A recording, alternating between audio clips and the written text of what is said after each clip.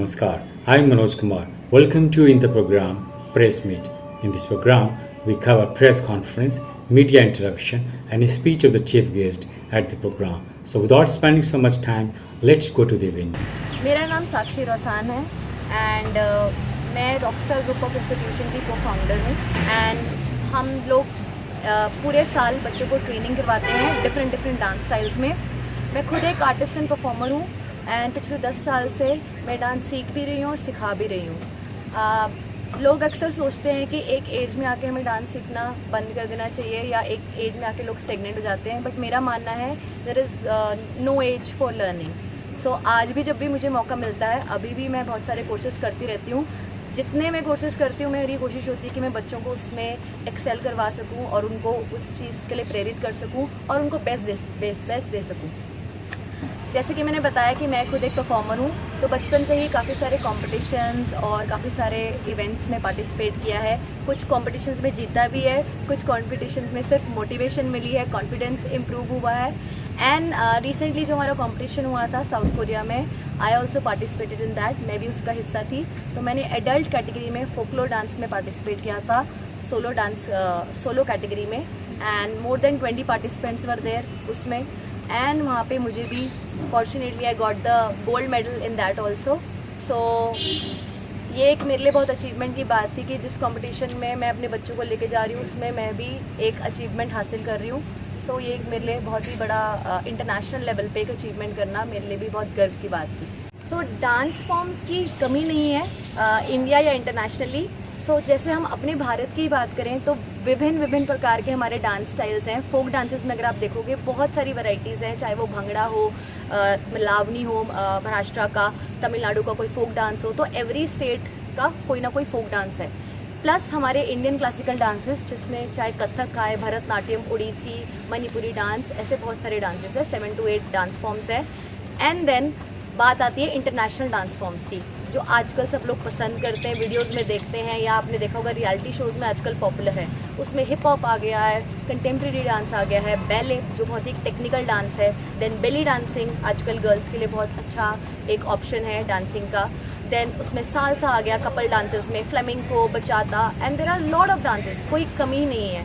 मतलब अगर आप बात करना चाहो डांस स्टाइल्स की तो डांस स्टाइल्स की कोई लिस्ट की एंड ही नहीं है। There are number of dance styles and एक डांसर के लिए बहुत इंपॉर्टेंट है कि वो एक वर्सेटाइल परफॉर्मर बने।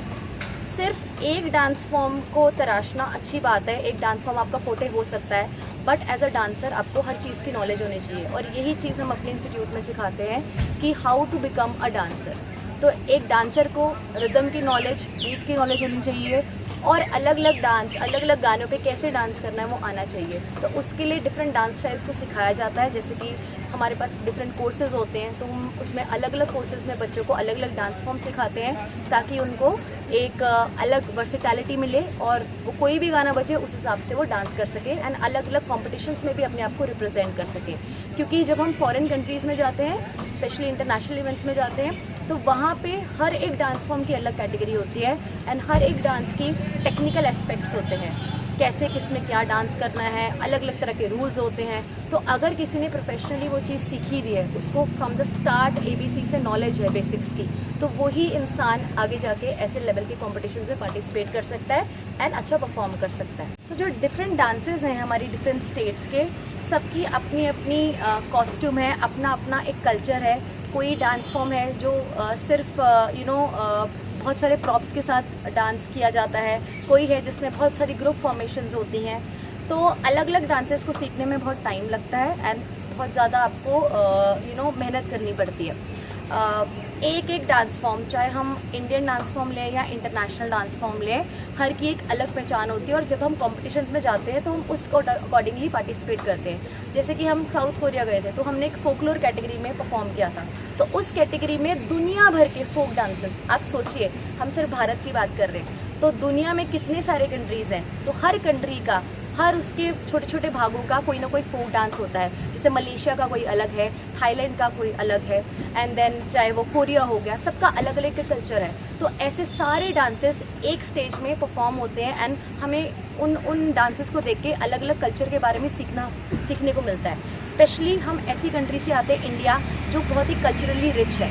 तो हमारी कंट्री में चाहे वो उड़ीसा हो, चाहे बंगाल हो, चाहे पंजाब हो, चाहे जम्मू कश्मीर हो, आपने डांसेस देखे होंगे। आपने स्पेशली 26 जनवरी और 15 अगस्त के टाइम पे देखा होगा, जो झांकियाँ निकलती हैं, उसमें अलग अलग परफॉर्मर्स अलग अलग स्टेट के डांस करते हैं। तो इतना ब्यूटीफुल डांस रहता है, कॉस्ट्यूम होता है एंड इतना वाइब्रेंट कलर्स होते हैं, वाइब्रेंट म्यूज़िक होता है। तो वो सारी चीज़ें जो हैं वो डांसेस को हम अलग अलग इंटरनेशनली या नेशनली परफॉर्म करते हैं, तो उससे बाकी लोगों को भी हमारे कल्चर के बारे में पता चलता है और सीखने को मिलता है बहुत कुछ। मेरे हिसाब से सक्सेस का कोई शॉर्टकट नहीं है। Hard work is the key to success.